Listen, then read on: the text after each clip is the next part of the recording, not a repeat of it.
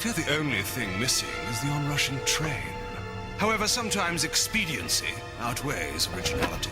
Now, with your permission. So, you want to get into MF Doom. Maybe you're new to Doom. Maybe you've heard a couple tracks and want to have a deeper dive. Maybe you don't like him and want to understand the hype. Or you just want to know who he is. Regardless, you are in the right place. Doom has a very confusing discography. Even for hip-hop heads, it can be frustrating sifting through a massive sea of music and personas. So sit back, relax, and let's take a deep dive into the supervillain himself and get an idea of his personas and albums.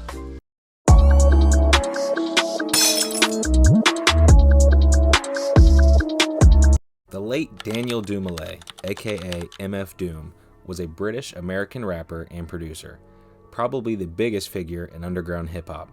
Known for his witty wordplay, crazy flows, storytelling, cartoon skits, and his villainous personas. But to get a better understanding of him and his discography, we must go back to the 90s, where it all started. Dumile started his career as Zev Love X in a hip-hop group called KMD with his brother DJ Subrock and Onyx.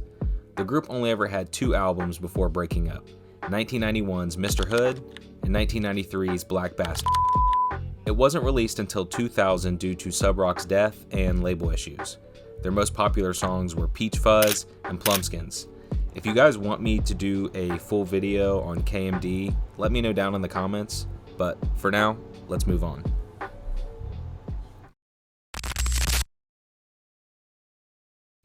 Dumile came back to hip-hop in the late 90s, but this time not as Zev Love X, but as MF Doom.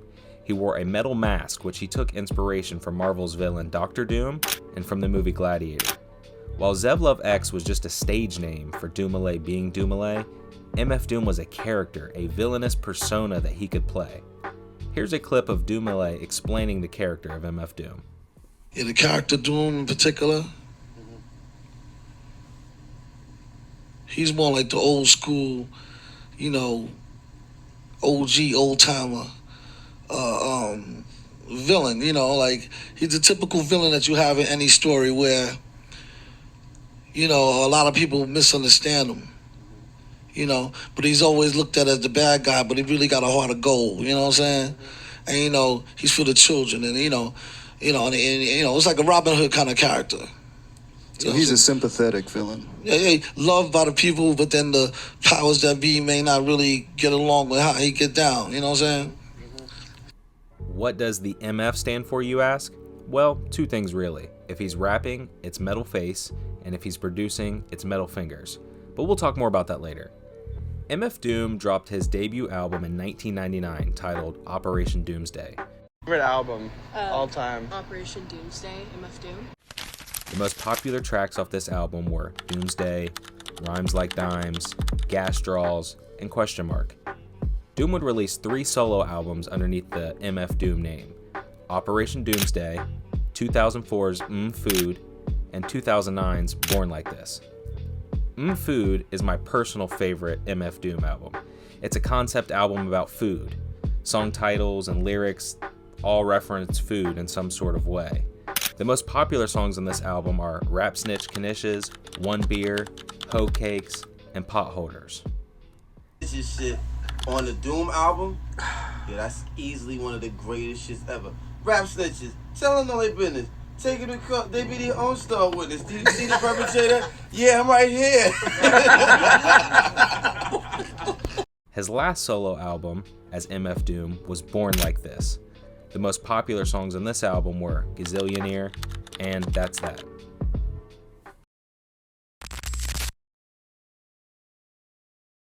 Next A-list Dumile took on was Victor Vaughn. Vic is similar, but he's younger. He's more like a younger, like, say, 18, 19-year-old young whippersnapper, think he know it all kind of, a lot of times he disagree with Doom, but still he looks up to Doom. You know what I mean? Victor had 2 albums, 2003's Vaudeville Villain and 2004's Venomous Villain. The most popular tracks on Vaudeville Villain are Lick Upon, Can I Watch, and Saliva. The second album, Venomous Villain is much harder to find as it's not on streaming services, but didn't do well with audiences. But let's move on to the next one.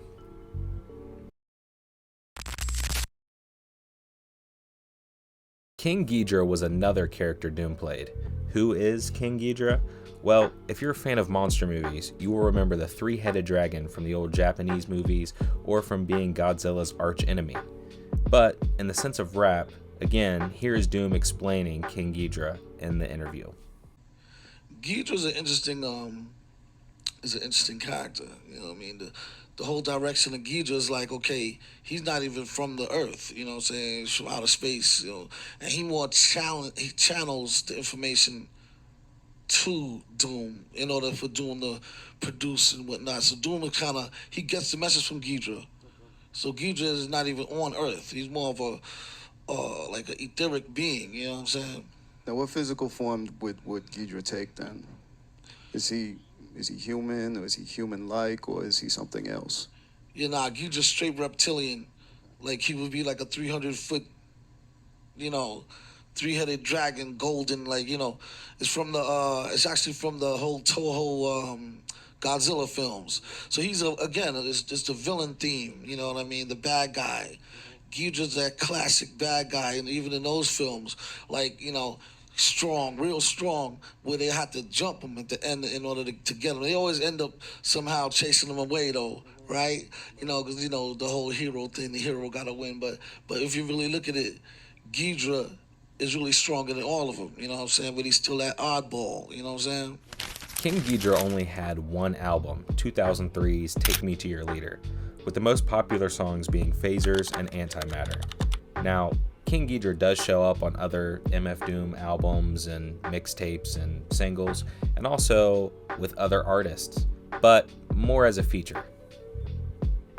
Now, remember me earlier telling you about the MF also standing for Metal Fingers? Let's talk about another MF Doom persona.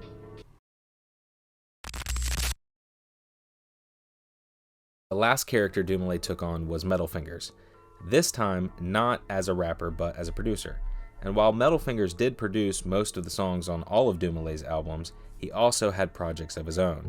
Metal Fingers made 9 special herb volumes, with all the tracks being named after flowers, plants, and herbs. You might know them better from their alternative covers that were a play on Zigzags. My personal favorite being Volume 7 and Volume 8. Not much else to say about Metal Fingers. Shit's just dope. Lastly, we have to talk about Doom's collaboration projects. He pretty much always used the character MF Doom while making projects with other artists and producers. But why this can be confusing is because he did use a different group name with each project. MF Doom and Madlib made the critically acclaimed 2004's Madvillainy under the name Madvillain, with popular tracks like All Caps, Accordion, Meat Grinder, and Fancy Clown. This album is considered not only one of the greatest underground hip-hop albums of all time, but one of the greatest rap albums of all time. Most fans and critics will tell you it's Madlib's best producing and Doom's best rapping. Ask any hip-hop head and they will have this album in their top 10. Let's just look at some of the reviews. With so many collab albums and EPs, I'll run through the rest quickly.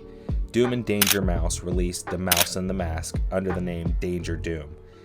Doom and Gennaro released Key to the Cuffs under the name JJ Doom. Doom and Bishop released their self-titled album Neruvian Doom. Doom and Czarface released 2 albums, Czarface Meets Metalface and Super What. And this doesn't include all the EPs and singles. Sadly, MF Doom passed away on October 31st, 2020. He leaves us behind his villainous characters and his classic albums. He will always be remembered as one of hip-hop's best, and he has inspired many hip-hop artists. Hell, even The Weeknd is rocking the mask at his shows now. Now, there is a lot about Doom we did not cover in this video. I just wanted to give you guys a brief overview of his discography. Hopefully, this gives you some albums and some tracks to check out if you're new to Doom, or maybe some stuff you've not heard of if you're a casual fan. If you want more Doom content on his life, album breakdowns, Nike collabs, toys, etc., let me know in the comments. I'm sure I'll do many more videos on Doom, as he's one of my favorite rappers of all time. Doom is definitely a different figure in hip-hop, and I challenge you, if you have not listened to Doom before, or have not really listened to abstract hip-hop or underground hip-hop and mainly listened to mainstream, to give it a chance. Listen to the lyrics, listen to the storytelling, the beats, and the cartoons. It's really interesting, and I promise you, you'll probably get into it.